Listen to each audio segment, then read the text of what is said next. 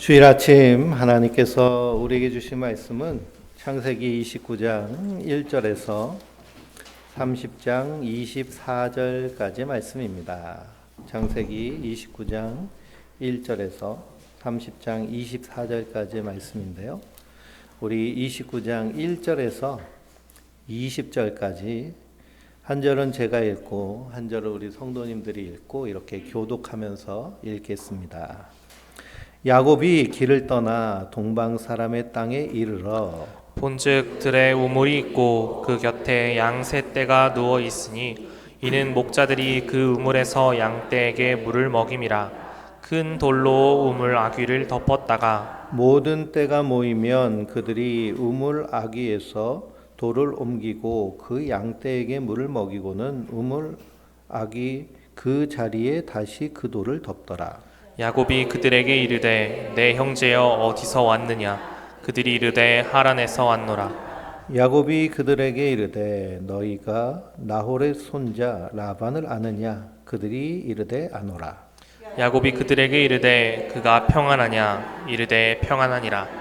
그의 딸 라헬이 지금 양을 몰고 오느니라. 야곱이 이르되 해가 아직 높은즉 가축 모일 때가 아니니 양에게 물을 먹이고 가서 풀을 뜯게 하라. 그들이 이르되 우리가 그리하지 못하겠노라. 때가 다 모이고 목자들이 우물 아귀에서 돌을 옮겨야 우리가 양에게 물을 먹이느니라. 야곱이 그들과 말하는 동안에 라헬이 그의 아버지의 양과 함께 오니 그가 그의 양들을 치고 있었기 때문이더라. 야곱이 그의 외삼촌 라반의 딸 라헬과 그의 외삼촌의 양을 보고 나아가 우물 아귀에서 돌을 옮기고 외삼촌 라반의 양떼에게 물을 먹이고 그가 라헬에게 입맞추고 소리내어 울어 그에게 자기가 그의 아버지의 생질이요 리브가의 아들됨을 말하였더니 라헬이 달려가서 그 아버지에게 알림해 라반이 그의 생질 야곱의 소식을 듣고 달려와서 그를 영접하여 안고 입맞추며 자기 집으로 인도하여 드리니 야곱이 자기의 모든 일을 라반에게 말하매 라반이 이르되 너는 참으로 내 혈육이로다 하였더라. 야곱이 한 달을 그와 함께 거주하더니 라반이 야곱에게 이르되 내가 비록 내 생질이나 어찌 그저 내 일을 하겠느냐. 내 품삯을 어떻게 할지 내게 말하라.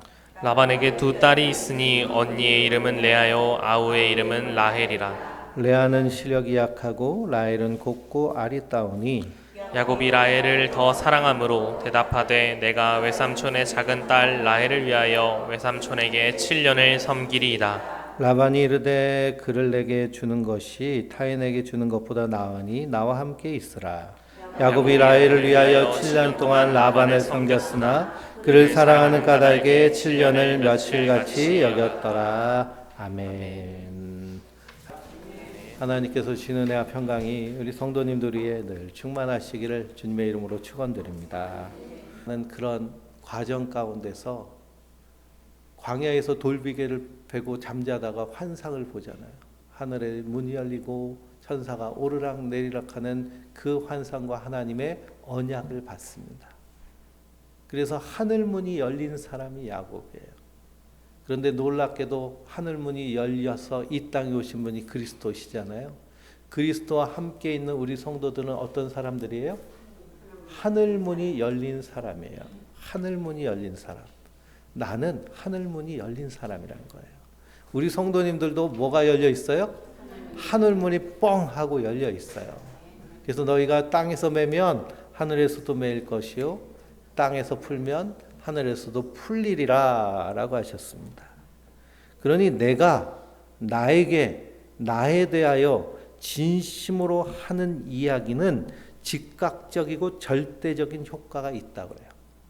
따라해 보실까요? 내가 나에 대하여 진심으로 하는 이야기는 즉각적이고 절대적인 효과가 있다. 이것을 누가 얘기했느냐 하면 뇌과학자들이 뇌를 연구하면서 얘기하는 거예요. 내가 하는 얘기가 내 뇌 안에서 즉각적으로 효과가 있는 거예요. 나에 대해서 하는 얘기. 그러면 우리 성도님들은 한 주간 사시면서 나에 대해서 스스로 무슨 말을 하고 사셨나요? 할렐루야. 할 수 있다. 그래가지고 한 주간 열심히 인슐린 주사를 놓으셔가지고 그냥 우리 강 권사님 많이 살려 놓으셨어요. 할 수 있는 거예요. 하늘문이 열리는 사람이라는 거예요. 즉각적인 효과가 나타나는 것을 뇌과학자들이 연구했어요. 그래서 플라시보 효과라는 것 있는데 플라시보를 연구했는데 이것이 보통 대단한 우리의 뇌 안에 있는 능력이 엄청나다는 걸 발견했어요. 심지어는 가장 강력한 진통제인 몰핀, 마약 중에도 가장 강력한 마약 중에 하나인 몰핀의 효과보다도 더 좋은 효과를 내는 것이 바로 이 플라시보예요. 내가 괜찮다라고 하는 나에게 대하여서 진심으로 하는 이야기는 즉각적이고 절대적인 효과가 있어요. 그래서 오하이오 대학에서 연구를 했는데요. 노년층과 은퇴자들을 대상으로 나이 드는 것에 대하여서 연구를 했어요. 거기에 부정적인 생각을 하는 사람들 있잖아요. 아유, 이제 나 나이 먹었는데 내 친구들 암 걸린 애들도 많은데 암 걸리면 어떡하지? 치매 걸리면 어떡하지? 이제 늙었으니 병들 일만 남았네. 아, 난 끝났어. 피부가 이제 쪼글쪼글 할머니가 돼버렸어. 이렇게 자기를 향해서 계속 셀프톡을 하시는 분들은 어떻게 될까요? 평균 수명이 7.5년, 8년가량 짧아지고요. 노화가 23년 이상 진행됐다고 그래요. 그러니 똑같은 나이인데 어떤 사람은 20년 젊어 보이고 어떤 사람은 20년 늙어 보여요. 그러면 격차가 어떻게 될까요? 40년 나는 거죠. 그렇죠? 40년. 그래가지고 친구들끼리 어디 놀러 갔는데 딸하고 같이 왔냐라는 소리를 들으면 어떻게 될까요? 죽어야 되면 안 되죠. 바꿔야죠. 죽어야 돼. 그런 거 벌써 다 어디에 해당돼요? 내가 나에게 나에 대해서 진심으로 하는 얘기가 돼버리는 거예요. 셀프톡. 그러니까 나에 대해서도 립 서비스를 잘 해야 돼요. 타인을 향해 얘기하는 것도 결국 내가 내 안에서 나온 것이기 때문에 그것도 셀프톡이에요. 그러니 뭘 열심히 해야 될까요? 립 서비스를 잘 하세요. 립 서비스를 진심으로 하면 그건 서비스도 진심이 우러나면 그게 진심이잖아요. 그렇죠? 그래서 내가 나에 대하여 진심으로 하는 얘기가 즉각적이고 절대적인 효과가 있어요. 뇌과학자들이 이런 걸 연구해가지고 노벨상을 받았어요. 근데 놀랍게도 이건 누가 말씀하신 거예요? 예수님이 벌써 말씀하신 거예요. 하나님이 벌써 이야기하신 거예요. 이스라엘 백성들이 광야에서 불평불만하니까 뭐라고 하셨어요? 내 귀에 들린 대로 내가 행하리라 라고 하셨거든요. 내 귀에 들린 대로 내가 행하리라.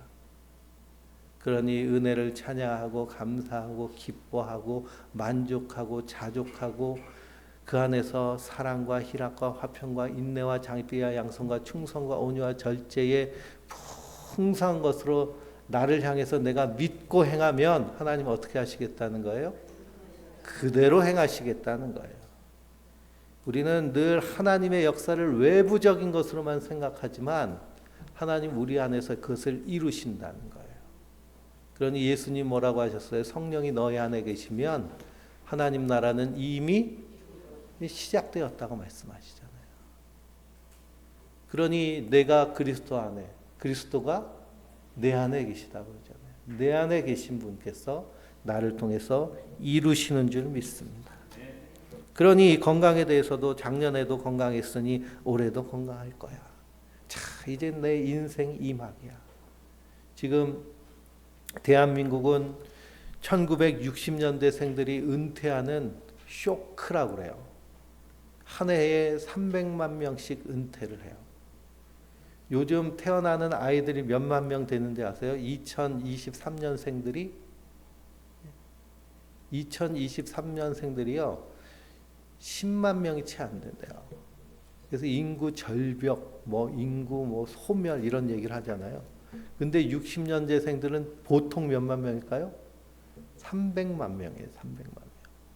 기가 막히죠. 베이비 붐 세대라서요. 사람이 엄청 많습니다. 70년대생까지 그래요. 근데 대부분 사고방식들이 어떤가요? 앞날이 어두워요. 캄캄해요. 그래서 부정적인 생각 그리고 걱정과 근심이 가득 차 있습니다. 그럴 때 우리는 어떻게 될까요? 그 생각을, 스토리를 바꿔야 돼요. 그래서 60세가 되면 내 인생의 3막이 시작됐다. 인생의 3막. 1막은 1세부터 30세까지 부모님의 소나기에서 사는 삶이면 2막은 30세부터 결혼해가지고 아이들 키우면서 그냥 아이들에 붙잡혀서 사는 인생이었다면 3막은 어떤 인생이 되어야 할까요? 주님과 함께 내가 나답게 사는 인생. 몇 세까지 산다고요? 100세까지 살아요. 100세까지 내가 난 일찍 죽을래 한다고요? 죽지가 않아요. 자녀들이 자꾸 어디다 전화해요? 119에다 전화하잖아요. 방문을 딱 닫아버리면 되는데 119에 전화해요. 그 가면 어떻게 끌려가면 어떻게 돼요? 살려놓잖아요. 살려놔요. 그러니 우리 자녀들이 다 방문 닫을 용기들이 있을까요? 없어요. 다 살려내요. 그래서 몇 세까지 살게 만들어요? 100세까지 살게 만들어요. 기왕 그렇게 살 거 어떻게 살아야 될까요? 네? 풍성하고 충만하게. 근데 우리가 한 말씀대로 살면 그렇게 살아내는 것입니다. 주님께서 우리의 살 길을 이미 다 예비해 주셨어요. 뿐만 아니라 이 세상에서 뿐만 아니라 영원한 삶을 약속해 주셨습니다. 그게 하늘 문이 열린 사람이에요. 그러니 우리는 나는 나에 대해서 진심으로 하는 얘기다. 하나님이 우리에게 하신 말씀들이 뻥으로 하셨나요? 립 서비스인가요? 진심으로 하셨잖아요. 이 약속을 이루시기 위해서 어떤 값을 치르셨어요? 하나님이 사람이 돼서 이 땅에 오셔서 십자가에 달려 죽기까지 값을 치르셨습니다. 그래서 우리의 허물과 죄의 값을 다 치르셨어요. 그러니 우리는 하나님 앞에 심판대 앞에 섰을 때 우리의 허물과 죄를 그리스도께서 다 담당하셨기 때문에 하나님 뭐라고 선고하시는 거예요? 의롭다 하시는 거예요. 깨끗하다 하시는 거예요. 옳다 하시는 거예요. 무죄 선고를 하시는 거예요. 무죄면 심판받을 이유가 있을까요? 없을까요? 없어요. 그러니 하나님 나라 백성으로 이미 우리가 약속되어진 줄 믿습니다. 그러니 야곱에게 하신 하나님의 약속이 뭘까요? 나는 여호와니 너의 조부 아브라함의 하나님이요 이삭의 하나님이라. 내가 누워있는 땅을 내가 너와 내 자손에게 주리니 내 자손이 땅의 티끌같이 되게 되어 서쪽과 동쪽과 북쪽과 남쪽으로 퍼져갈지며 땅의 모든 족속이 너와 내 자손으로 말미암아 복을 받으리라 라고 하셨습니다. 그 자손이 누구세요? 그리스도세요. 그리스도로 말미암아 우리는 뭘 받은 자들이에요? 복 받은 자들이에요. 하늘의 복을 받은 자들이에요. 내가 너와 함께 있어 내가 어디로 가든지 너를 지키며 너를 이끌어 이 땅으로 돌아오게 할지라. 내가 내게 허락한 것을 다 이루기까지 너를 떠나지 아니하리라 라고 하셨습니다. 그러니 우리가 하나님 나라에 이를 때까지 야곱이 다시 가나안 땅으로 돌아오는 것과 같이 우리도 하나님 나라의 본향에 이르기까지 우리를 떠나지 않으신다고 하나님 약속하셨어요. 우리는 그 약속을 붙잡고 믿음으로 사는 자들인 줄 믿습니다. 그러니 하나님의 약속은 얼마든지 그리스도 안에서 예가 되나니 그런즉 그로 말미암아 우리가 아멘하여 하나님께 영광을 돌리게 되느니라 라고 사도 바울은 고린도후서에 말씀하고 있습니다. 이 하나님 말씀이 우리 안에서 예가 되는 거예요. 예스가 되는 거예요. 예스. 그렇습니다. 하나님 나와 함께 했어요. 그렇습니다. 내가 구할 때 하나님 응답하여 주신 줄 믿습니다. 그 굳건한 믿음을 가지고 승리하는 것이 성도들인 줄 믿습니다. 그런데 우리는 죄성과 연약성이 있기 때문에 야곱과 같아요. 야곱은 이 약속을 받고 예스 하면 되는데 뭐 하고 있어요? 주섬주섬 졸무대기 모아다가 단을 쌓고 거기서 하나님께 서원을 합니다. 예스 하면 되는데 이렇게 만약 해주시면 그래요. 해주신다 그러는데 해주시면 그래요. 이게 무엇이 없는 모습일까요? 믿음이 없는 모습이에요. 그렇기 때문에 하나님께서 야곱의 삶을 통해서 굳건한 믿음의 사람으로 세우시기 위해서 그를 훈련하시는 과정이 이제 앞으로의 창세기 29장으로부터 나오는 사기 결혼 당하고 외삼촌한테 속고 속이고 도망치고 그리고 형한테 그냥 빌고 그리고 분이엘에서 그냥 천사랑 씨름하고 모든 이 과정을 통해서 세겜에서 또 큰 화를 당하고 이 과정을 통해서 비로소 하나님의 약속을 붙잡는 그런 언약의 사람으로 만들어집니다. 성도도 이 땅에서 하나님의 훈련과 그리고 시험이 있습니다. 근데 시험을 당하거든 너희는 어떻게 하라고 말씀하고 있느냐 하면 야고보서를 보니까 기뻐하라고 말하고 있어요. 기쁘게 여기라. 아니 시험을 당하는데 기쁘게 여기라는 거예요. 사도 바울은 이에 대해서 환난은 인내를, 인내는 연단을, 연단은 소망을 이루는 줄을 내가 알미로다라고 고백을 합니다. 어려움 당하면 기뻐하는 거예요. 그래서 사도 바울은 빌립보서에서 내게 능력 주시는 자 안에서 내가 모든 것을 할 수 있느니라. 그러니 가난해도 기뻐요. 왜 그럴까요? 내가 내 몸으로 일하면서 복음을 전할 수 있으니 그것으로 인해서 누구를 만났을까요? 그것으로 인해서요 고린도에서 브리스길라와 아굴라 부부를 만났어요. 만약 그냥 연보 받아서 그걸로 복음을 전했으면 만날 확률이 많이 없었어요. 그런데 자기의 힘으로 그냥 텐트 만들면서 텐트 팔면서 복음을 전하는데 옆 가게에 브리스길라와 아굴라가 있는 거예요. 서로 대화하다 보니까 마음이 통하고 복음을 전하니까 잘 받아들이고. 누가 예비한 사람이에요? 하나님이 예비한 사람이에요. 브리스길라와 아굴라, 그래서 로마서나 다른 서신서에서 사도 바울이 맨 서신서의 뒤에 안부를 전할 때 꼭 빠지지 않는 사람이 브리스길라와 아굴라입니다. 언제 만난 사람이에요? 가난할 때, 어려울 때, 고난 중에 만난 사람이에요. 고난 중에 진짜 친구를 만날 수 있고요. 고난 중에 하나님의 위로를 받을 수 있습니다. 그래서 성도는 힘들고 곤고할 때 그때 좌절하고 낙심하기보다는 하나님의 도우심을 소망하며 믿음으로 사는 자들인 줄 믿습니다. 사도 바울이 감옥에 들어갔어요. 복음을 전하다. 얼마나 억울해요. 근데 뭐라 그래요? 기뻐하잖아요. 왜 그러냐? 여기서도 내 사명이 있다. 여기서 내가 복음을 전할 수 있고 여기서 하나님이 내게 원하시는 것이 분명히 있다고 생각을 했어요. 그랬더니 실제로 이 사도 바울의 서신서는 신약 성경 중에 제일 먼저 쓰여진 성경들인데요. 이 사도 바울의 서신서 덕분에 처음 초기 기독교의 공동체가 믿음으로 든든히 세워질 수 있었습니다. 다 어디서 썼어요? 감옥에서 썼어요. 감옥에서 기도하며 묵상하며 하나님 말씀을 붙잡고 그 서신서를 기록해 나갔습니다. 그래서 지금도 우리 그 서신서를 보면서 은혜를 받잖아요. 그러니 감옥에 들어가도 괜찮은 거예요. 내게 능력 주신 자에서 모든 것을 할 수 있느니라. 그리스도인들은 이런 탁월한 해석 능력과 스토리텔링 능력이 있는 자들입니다. 우리에게 주셨어요. 우리와 함께 하시기 때문에. 우리의 뇌의 모든 기억들, 우린 기억하잖아요.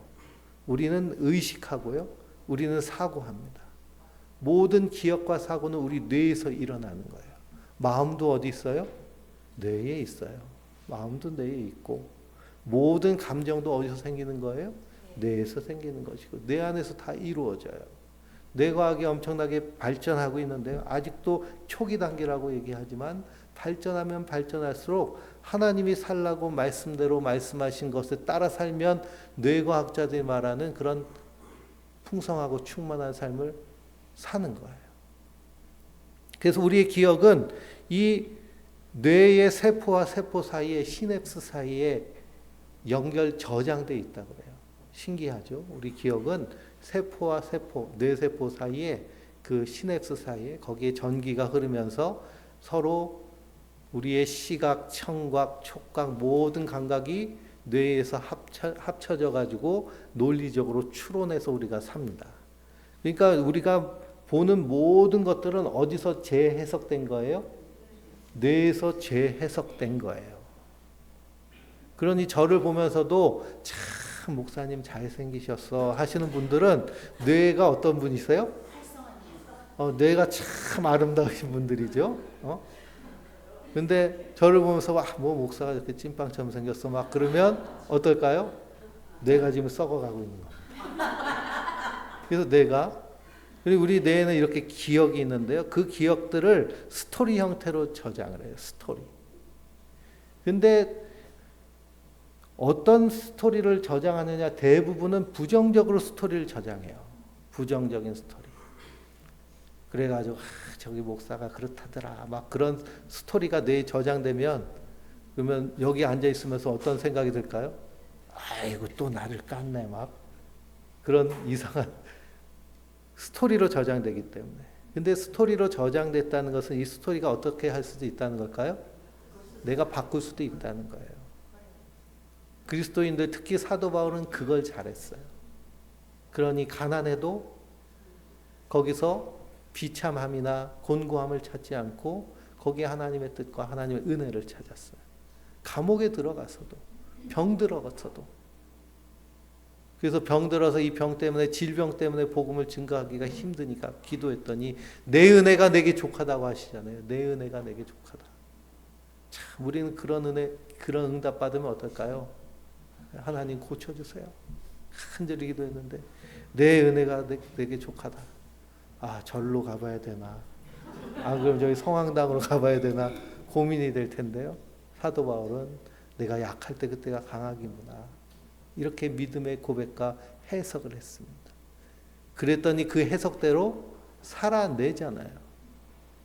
우리에게 그 힘과 은혜를 이미 주신 줄 믿습니다. 그러니 성도는 이 하나님의 약속에 걸맞는 삶, 기도의 삶, 예배의 삶, 찬양의 삶, 오직 믿음으로 구하고 조금도 의심하지 말라고 하셨어요. 내 아버지께서 좋은 것으로 너희에게 주시지 않으시겠느냐. 날마다 우리에게 최고의 것으로 우리를 먹이시고 살리시는 줄 믿습니다. 그것을 날마다 누리며 승리하는 우리 성도님들 되시기를 원합니다. 그러니 야곱은 믿음이 없어서 돌베개 베고 그 돌단 쌓고 거기서 서원하고 이제 결국 바땅 아람 하란 땅으로 갔습니다. 그래서 어디에 서 있나요? 우물 위에 서 있어요. 우물에 서 있어요. 그리고 그 우물을 큰 돌로 막아놨습니다. 그러니 그 동네 사람들만 사용할 수 있도록 어중이 떠둥이 사용하지 못하고, 그리고 또 그 하란 지역은 지금 그 터키 여행을 가가지고요. 저도 그 터키 성지순례에 갔는데 하란에 갔거든요. 하란 완전히 다 사막이에요. 그래가지고 양똥 이렇게 모아가지고선 다 말려놨더라고요. 양똥 말린 걸로 이렇게 불쏘시개로 쓰고 장작으로 쓰고. 그러니 이 우물이 뚜껑이 열리면 또 증발하고 물이 사라지기도 하니 뚜껑을 덮어놨습니다. 그러니 그 우물은 동네 사람들이 다 모이는 우물이에요. 거기에 야곱이 우물 앞에 섰습니다. 그리고서는 거기서 그 동네 사람들에게 물어보는 거예요. 라반을 아느냐? 그때 라반 우리 동네 사람이고 평안하다. 지금 그 딸이 그 아버지 양떼 몰고선 지금 오고 있을 걸 그러는 거예요. 거기서 이 야곱이 누굴 만나나요? 라헬을 만납니다. 성경을 보면 우물에서 만난 사람들이 있어요. 생존을 위해 찾아간 그곳에서 생명을 얻게 되는 스토리가 이 우물에서 일어납니다. 그러니 이 우물에서의 만남은 결국 하나님의 인도와 보호라는 사실을 우리는 믿음의 눈을 통해서 발견할 수 있습니다. 우물가에서 만나는 거예요. 우리 그리스도인들도 어디서 만나야 될까요? 우물가에서 만나는 거예요. 우물가에서 뭘 떠서 마시는 거예요? 생명수, 생수를 떠서 마시는 거예요.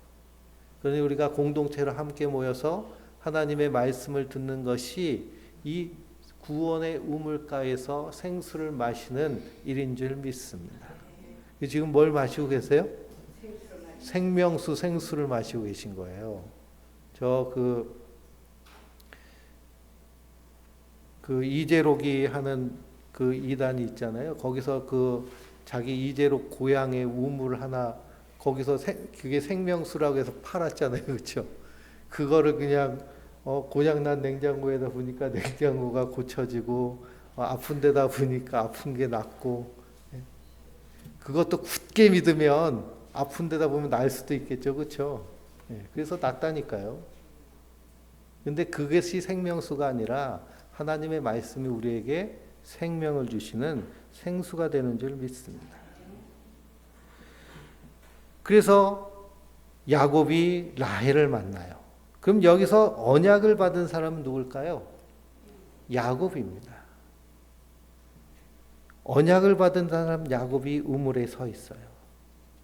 그래서 야곱에게 붙여지는 사람은 하나님의 언약에 편입되는 거예요. 야곱은 자기 살 길 찾아서 왔고 라헬은 양 물 먹이기 위해서 온 것이지만 야곱으로 말미암아 하나님의 언약 안에 들어오게 된 것입니다. 이런 구조가 다른 성경에도 계속 나오죠. 우리가 야곱의 엄마인 리브가가 창세기 24장 27절에 아브라함이 보낸 종으로 인하여서 우물가에서 만나고 하나님의 언약 안에 편입되게 됩니다. 출애굽기 2장을 보면 모세가 바로를 피해 가지고 미디안에 머물 때 어디에 앉아 있었냐? 우물에 앉아 있었어요. 그랬더니 미디안 제사장의 7딸이 있는데 그 딸들이 와서 우물에서 양을 먹이려고 하는데 남자들이 와가지고 먼저 막 새치기를 하는 거예요. 누가 대신 나서요? 모세가 나섰다가 십보라랑 결혼하잖아요. 그래서 그 십보라가 어떻게 될까요? 하나님의 언약 안에 편입되게 돼요. 그 가정이 다 언약 안에 들어오게 됩니다. 그리고 여기 나온 여인들은 모두 자기들이 하나님의 언약 속에 들어갈 것이라는 생각은 꿈에도 못했을 거예요. 요한복음 4장을 보면 사마리아의 한낮에 우물에 물 길러 오는 여인이 있죠. 그 여인에게 예수님 뭐라고 하시나요? 내가 내게 주는 물을 마시는 자마다 다시 목마르거니와 내가 주는 물을 마시는 자는 영원히 목마르지 아니하리니 내가 주는 물은 그 속에서 영생하도록 솟아내는 샘물이 되리라 라고 말씀하셨습니다. 그러니 우물에서 그 마시는 물이 생명수가 되는 거예요. 그러니 야곱도 리브가도 라헬도 십보라도 모세를 통해서 이 요한복음 4장의 그 생명의 현장을 미리 맛보게 된 줄 믿습니다. 그래서 구약의 우물은 단지 물로만 말하지 않고요. 이사야 선지서를 읽어보면 이사야서 12장 2절 3절을 보면 보라 하나님은 나의 구원이시라. 내가 신뢰하고 두려움이 없으리니 주 여호와는 나의 힘이시며 나의 노래시며 나의 구원이심이라. 그러므로 너희가 기쁨으로 구원의 우물들에서 물을 기다리로다 라고 말씀하고 있습니다. 그런데 이 우물은 어떤 우물이에요? 구원의 우물이에요. 구원의 우물. 누가 있기 때문에? 약속의 사람이 있기 때문에. 그리스도 안에 있는 자들은 구원의 우물에서 날마다 생수를 퍼 마시는 자들입니다. 우리가 아침에 일어나면 제일 먼저 하시는 게 뭐예요? 물을 한 컵 탁 마시는 거잖아요. 우리 몸의 75% 이상이 물로 되어 있기 때문에요. 깨끗하고 좋은 물을 열심히 마셔야 됩니다. 마찬가지로 우리의 영혼은 무엇으로 채워야 될까요? 하나님의 말씀으로 채워야 돼요. 그럼 우리 뇌는 뭘로 채워야 될까요? 예? 우리의 뇌는요, 이 셀프톡으로 채워야 돼요. 또 우리 뇌는 이 셀프톡으로 가득 차 있어요. 내가 남에게 하는 모든 말들이 이 뇌 안에 가득 차 있는 거예요. 그래서 나오는 거죠. 우리가 소그림 보셨잖아요. 그렇죠? 내 안에 없는 것은 나올 수가 없어요. 내 안에 있는 게 나오는 거예요. 근데 거기서 어떤 것이 나와야 될까요? 생명이 나와야 되고요. 기쁨이 나와야 되고 감사가 나와야 되고 축복이 나와야 될 줄 믿습니다. 그것으로 충만하게 채우는 거예요. 그러니 이사야 선지자는 이 우물을 구원의 우물이라고 얘기하고 있습니다. 이사야서 49장 10절을 보면 그들이 줄이거나 목마르지 아니할 것이며 더위와 볕이 그들을 상하게 하지 아니하리니 이는 그들을 궁휼히 여기는 이가 그들의 이끌되 샘물 근원으로 인도할 것임이라 라고 하셨습니다. 그래 하나님이 우리를 어디로 인도해 주시는 거예요? 샘물의 근원으로 인도해 주시는 거예요. 샘물의 근원으로. 거기서 영원히 목마르지 않도록 인도하여 주시는 줄 믿습니다. 그런데 거기에 가기까지 우리는 어떤 값을 치러야 될까요? 우리는 어떤 값을 치러야 돼요? 우리가 치를 값이 없어요. 왜냐? 그리스도께서 다 값을 치르셨기 때문에. 오라 너희 목마른 자들아 물로 나오라. 돈 없는 자도 오라. 오라 너희는 와서 사 먹되 돈 없이 값 없이 와서 포도주와 젖을 사라 라고 하셨습니다. 요한계시록 22장 17절에도 생명수를 마시라 라고 했는데 어떻게 마시라고 그래요? 값 없이 마시라 그랬어요. 값 없이. 그게 나는 돈도 없는데 어떻게 하고 걱정할 필요가 하나도 없으세요. 누가 다 치르셨어요? 예수님이 다 치르셨어요. 우리는 어떻게 하면 돼요? 누리면 돼요. 누리면 마시면 돼요. 크루즈 여행 해보신 분들은 아시겠지만 크루즈가 되게 비싸거든요. 그 고급 유람선을 타고 여행을 하는 것인데요. 거기 배를 일단 타면 그 안에 있는 모든 시설들과 모든 음식들은 다 뭐예요? 공짜 다 먹을 수 있어요. 프리예요. 프리. 왜 그러냐? 이미 값을 다 치렀기 때문에. 공짜처럼 먹는 느낌이 있어서 몹시 미안할 수도 있지만 내 배표의 안에 다 포함되어 있는 거예요. 비행기 타고서 외국 여행 갈 때도요. 뭐 이것저것 달라고 하면 다 주잖아요. 그렇죠? 미안해 할 필요가 없어요. 다 값을 치른 것이기 때문에. 저가 항공은 안 주잖아요. 그렇죠? 저가 항공은 돈 내고 먹어요. 왜냐? 비행기 의자값만 냈기 때문에. 근데 예수님은 그 모든 값을 다 치르신 줄 믿습니다. 우리가 그것을 나 자신에게 날마다 주장하는 거예요. 그래서 내가 하나님으로부터 받아들임을 받았고 내가 하나님께 특별한 존재가 되었고 내가 하나님의 가족 천국 백성이 됐다는 것을 내 삶 가운데 날마다 주장하시길 바랍니다. 예수님께서 명절 끝날 큰 날에 서서 외쳐 이르시되 누구든지 목마르거든 내게로 와서 마시라. 나를 믿는 자는 성경의 이름과 같이 그 배에서 생수의 강이 흘러나리라 라고 하셨습니다. 주님 주신 물을 우리가 날마다 들이킬 때 내 배에서 뭐가 흘러나와요? 생수가 흘러나와요. 그것을 누가 먹고 마셔요? 내가 먹고 마시고요. 우리의 가족들이 우리 주변의 사람들이 먹고 마시게 되는 줄 믿습니다. 그래서 우물에서 하나님의 언약에 편입되는 일이 있었어요. 그리고서는 이 야곱이 은큼맞게도 누구한테 홀라당 빠졌어요? 라헬한테 홀라당 빠졌어요.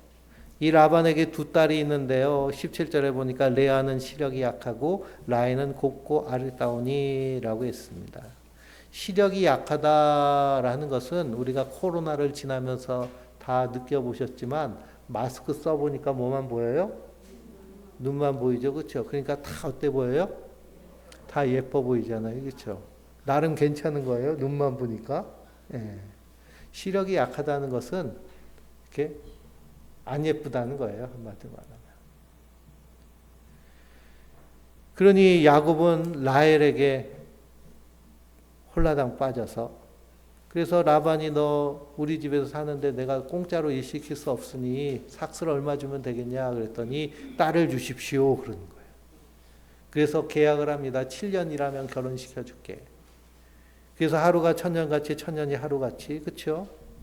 이 라헬을 얻기 위한 그 진념이 7년을 어떻게 지냈어요? 며칠같이 여겼어요. 그러니 야곱도 셀프톡을 참 잘하는 사람이죠. 내가 나에게 대하여서 이것을 강하게 주장하면 즉각적이고 절대적인 효과가 있어요. 7년의 시간이 아깝게 여겨지지 않아요. 라헬을 얻기 위한 시간. 거기서 진념과 끈기와 그리고 열정이 생기는 것이죠. 그것을 회복 탄력성이라고 해요. 어떤 충격이 왔을 때도 그것을 빨리 회복하고 그리고 다시 일상적인 삶을 살아내는 것. 태풍이 지나갔어요. 태풍이 지나갔으면 어떻게 해야 될까요? 날아간 거 있으면 잘 가져와가지고 주섬주섬 회복해서 살아야죠. 태풍만 다 지나가서 없어진 태풍 쳐다보고 있을 필요가 없겠죠.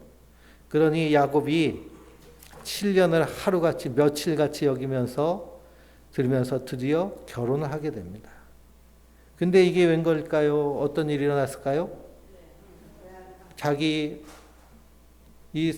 그 외삼촌이 한 것이겠죠, 그렇죠? 자기 언니를 혼례의 자리에 집어넣어서 첫날 밤을 보내게 합니다. 이 고대 근동의 결혼식은 밤에 했어요. 우리가 지금 조명이 이렇게 환하고 밝으니까 다 잘 보이잖아요. 근데 고대에는 이렇게 횃불 들고 초롱불 들고 다녔던 시대이고 그렇기 때문에 못 알아본 것이죠. 그래서 아침에 눈 떠보니까 누가 옆에 누워 있어요? 레아가 누워 있습니다. 그래서 삼촌한테 따지러 갔더니 야 어떻게 첫째를 놔두고 둘째를 보내냐 이렇게 얘기를 해요. 그래서 둘째까지 얻기 위해서 어떻게 해요? 7년을 더 일합니다. 합의 14년을 일해요. 그래서 그렇게 결혼하며 살게 되었는데 이런 결혼을 하게 되니 야곱은 당연히 누구를 별로 사랑하지 않게 돼요? 레아를 사랑하지 않게 되죠. 31절 읽어볼까요? 여호와께서 레아가 사랑받지 못함을 보시고 그의 태를 여셨으나 라헬은 자녀가 없었더라 그랬습니다. 그러니 레아는 야곱의 사랑을 받지 못했어요. 그런데 언약 안에 들어와 있으니 누가 사랑하시는 거예요? 하나님이 사랑하시는 거예요. 어떤 사랑이 더 좋아요? 오늘 두 개 다 좋겠지만 하나님의 사랑이 훨씬 더 좋은 줄 믿습니다. 그러니 언약 안에 들어온 자들은 하나님의 사랑받는 자들이에요. 그래서 하나님께서 레아를 돌보셔서 그 태의 문을 여셔서 그래서 자녀들을 낳게 하세요. 근데 30장을 읽어보면 자녀 낳는 전쟁이 일어나요. 경쟁해요. 그러니 동생 라헬은 자기가 아이를 낳지 못하니 자기 시종을 들여보내가지고 또 애를 낳게 하고 또 합한 채를 루벤이 가져오니 그거 그냥 겨우 뺏어가지고 자기가 먹고서 또 아이를 낳아가지고 요셉과 베냐민을 낳고 막 이런 경쟁이 일어납니다. 근데 사실 경쟁할 필요가 있을까요? 없을까요? 경쟁할 필요가 없습니다. 왜 그냥 우리는 은혜가 임한 사람이기 때문에. 비교와 경쟁은 세상 방법입니다. 우리는 사랑 안에서 서로 그리스도 안에서 하나님의 사랑을 누리는 자들인 줄 믿습니다. 성경을 읽어보면 마태복음에 나오는 그 예수님의 족보에 나오는 여인들이 있죠. 그것이 다말, 라합, 롯, 마리아입니다. 바세바는 빼요. 왜냐? 우리아의 아내라고 기록되거든요. 우리아의 희생으로 바세바가 언약 안에 들어온 것이기 때문에 거기서는 우리아가 맞는 것입니다. 그래서 다말, 라합, 롯, 마리아는 다 어떤 여인들일까요? 이방인이기도 하지만요. 기구한 운명을 산 여인이에요. 다말은 누구의 아이를 낳았어요? 시아버지의 아이를 낳았어요. 라합의 앞에 호처럼 붙는 건 뭐예요? 라합은 기생 라합이에요. 기생이란 말이 좀 낫죠. 창녀보다. 근데 고대 사회의 그 창녀는 몸을 파는 사람은 자기의 의지대로 하는 경우들이 많이 없습니다.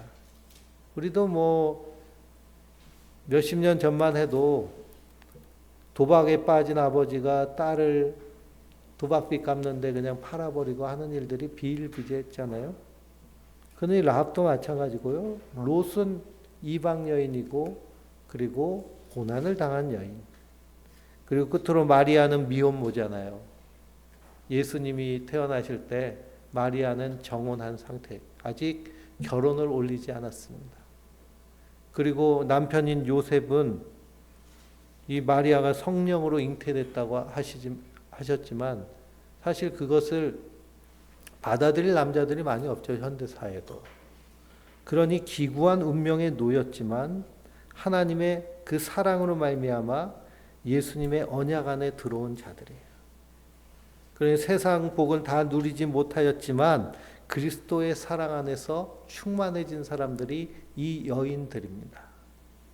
그런데 우리 유전자도 그렇대요. 우리 유전자에 발현하는 데 있죠. 우리 유전자 안에 유전 정보가 다 담겨져 있습니다. 그것을 뭐 가족력, 유전력, 그래서 유전된다 그러잖아요. 그러니 아버지의 질병이 아들에게 유전되고, 저희 아버지도 67세에 돌아가셨는데요. 15년을 아프시다 돌아가셨어요. 그 저희 그 아버지의 그 큰아버지, 작은아버지 이렇게 계신데요. 50세도 못 사시고 두 분 다 돌아가셨어요. 그러니까 상당히 단명하는 집안이죠. 엄청나게 단명하는 집안입니다. 근데 그건 다 유전적인 요소들이 저 안에도 있겠죠. 그래서 이것이 발현될 때 그렇게 되는 것이죠. 발현될 때. 근데 이 발현되는 것도 우리가 조절할 수 있다고 그래요. 그러면 이런 유전적인 안 좋은 질병들이 어떤 조건에서 발현될까요? 네?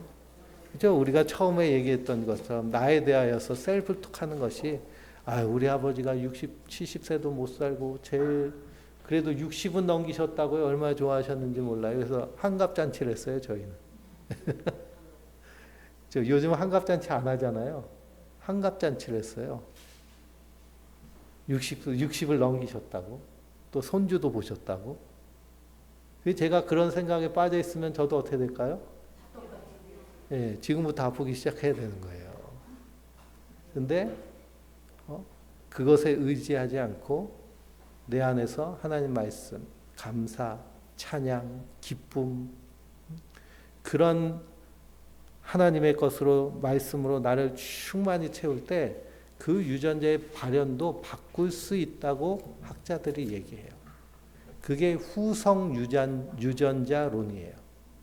그게 만약 우리 성도님들 가운데 마음에 이런 생각이 있으면 우리 엄마가 이래서 우리 아빠가 이래서 나도 이렇게 돼라고 이런 생각이 있다면 이제 어떻게 해야 될까요? 버리는 거예요. 그딴 게 어딨어. 나는 나지.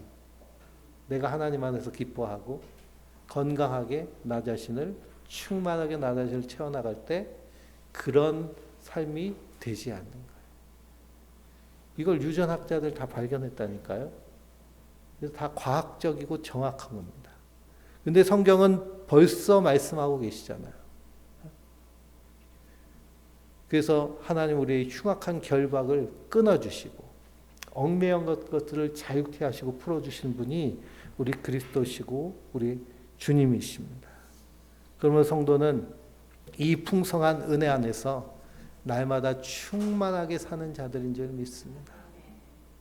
그래서 우리의 뇌를 건강하고 그리고 활력 있게 만들어서 우리 몸 안에 있는 유전자의 텔로미어 길이를 길게 유지하는 방법을 발견했는데요. 두 가지를 발견했어요.